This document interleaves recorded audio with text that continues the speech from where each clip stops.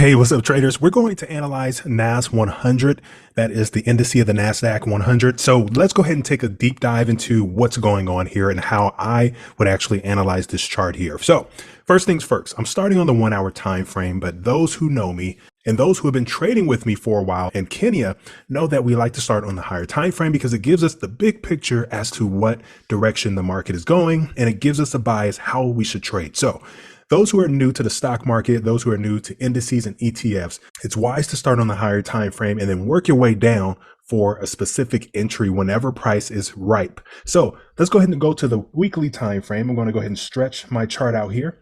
And so I want to stretch it out and see what direction the NAS 100 is going into. Now, indices, stocks, ETFs, they rise in nature. So if we can see the beginning of NAS 100 here back in 2014, we see an increase, an incline, and that is the nature of this index. So as it rises, companies which are inside of the NASDAQ are rising. So just to name a few companies that are in the NASDAQ, we have Apple, we have Alphabet, we have Amazon, we have Meta, Tesla, just to name a few here, we have Pepsi. And so there are a lot of companies, prime companies that are in this index. So naturally, this wants to climb. Now, what's going on here? So we can see this climb, but we see a huge decline right here. And if I hover my mouse, we see that started in 2022 of January right here, and it started to decline. If I get my measuring tool from January 2022 all the way to October 2022, it dropped 33.13%,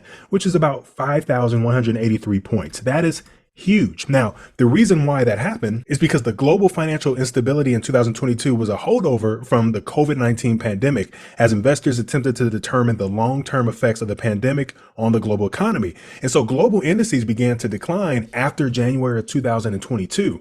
And now, since then, it started to recover. Now that we understand the big picture, we understand that there are prominent, huge, large corporations inside of this index, we know that it is best to buy. Now, you can sell, absolutely. But in my opinion, when you're trading the stock market or ETFs or even Forex, you want to trade with the trend. One, because that limits risk significantly. We know that as traders, we're in the playing field of the home team. We are the away team. So why are we going to work even harder going against the home team? So you want to trade with the trend. And that's why I like to start off with the higher time frame, like the weekly or the daily, to determine that trend. Now that I understand that we're in an uptrend from that decline of 2022, now we're in an uptrend. I'm just going to go ahead and draw something like this here. Now that I know that I'm in an uptrend, I want to draw my supply and my demand levels. So what I like to do is get my rectangle tool. I like to fix up my chart here. And I'm looking for these strong areas here like this. The reason why I'm circling this is because this peaked off here. I like to look at it as a mountain for those who are new. This is a peak here. And right at this peak, it abruptly dropped to the downside here. Okay. So this is a dominant area where investors are looking at. So that being said, I'm going to get my rectangle tool here and just kind of draw a rectangle from here all the way to the future where we're at right here. So this area right here was back in December 2021, also a little bit in January 2022. And now that I know this, I am going to see this as a resistance zone. So if price comes back to this area, 9 times out of 10 is going to react and then eventually is going to go ahead and break through. And that's exactly what we've seen here.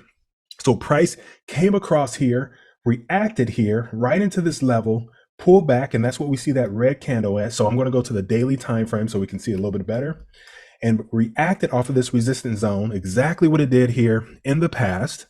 And then it reacted and pulled back right into this zone here. So getting my measuring tool from this peak to this bottom here was 634 points, which is 3.75%. So that is how you actually trade. You want to sell at a dominant area here. This is actually one of our strategies that we use in Forex. It's called B swing, right? And so if you would have entered in the zone and exited before the zone ended, you would have profited pretty well, depending on how much you sold. Now, because we're in an uptrend, remember, like I said, it's riskier. Now, some of you probably would have even said, well, why not sell to the trend line? Because we're against the dominant trend. So if you were to sell, I wouldn't have sold as much because I know eventually price is going to break. These big companies are in it to win. When we're talking about Pepsi, we're talking about Meta, we're talking about Amazon. These companies bring in a lot of money for the NASDAQ.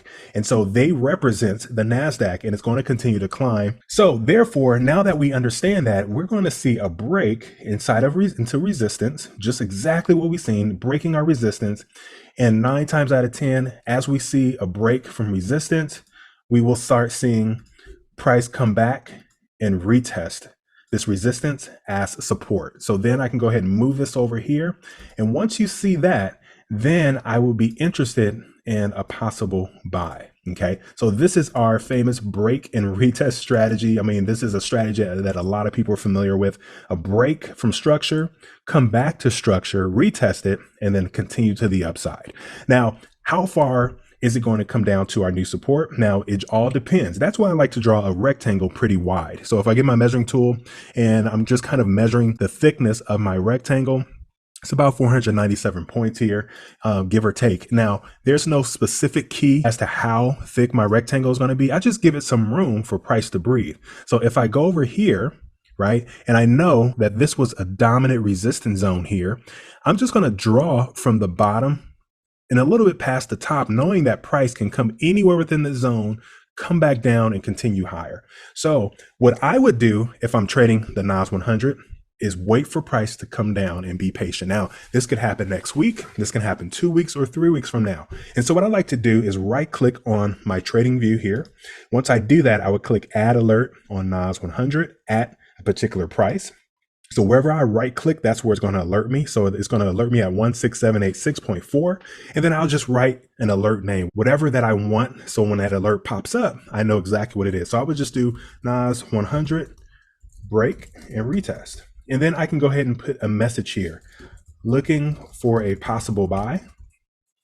And so now if price comes back at this line, so now you see this line is visible. If price comes back here, I'm going to get an alert on my phone, on my app if I have it up, and also an email. So let me go back to the alert here, and I want to show you how to do that. So if you go to settings and then notifications, you can see and check whatever you want. So you can do notify the app, you can do show a pop-up, you can send an email. So I'm a professional trader. I like everything. I even wanted to play a sound. So if I have my trading view platform up, and let's say I'm trading Forex with my Forex Academy, and we are looking at Forex, and then all of a sudden I get an alert for NAS100, I want to see a pop-up. I want to hear a sound. I want to get an email. I want to get everything, because as a professional trader, some of you are professional traders, you want to make sure that you get these alerts, because these are very great prices that we're setting alerts at. So I believe when price comes back, that is absolutely the best price to buy. Now, let's say if I bought here where this dotted line is and price came down a little bit further, I'll be completely fine. Now, I may be in a trade for a few days, maybe a week or so. I'm a swing trader personally, and I don't mind if price get deeper into my support zone, because I know that if it does, then it's going to eventually come back up, right, and break. Now, it depends on how long I want to be in a trade. However, it's completely up to me, but I believe that price will come back and retest and continue to the upside. And if that's the case, I may go ahead and buy it back to this now new resistance level here, this peak right here. Now this will be my new minor resistance level here. So guys, very sweet analysis. Let me know in the comments, what do you think about this? And also feel free to look in the description below, join our Discord, very new Discord. And in this channel, we're talking about stocks, ETFs, and indices, brand new. We're talking about basics to intermediate to advanced, and we're just going to work our way up. So if you have any questions, let me know, join our Discord, and I will see you in the next video. God bless you.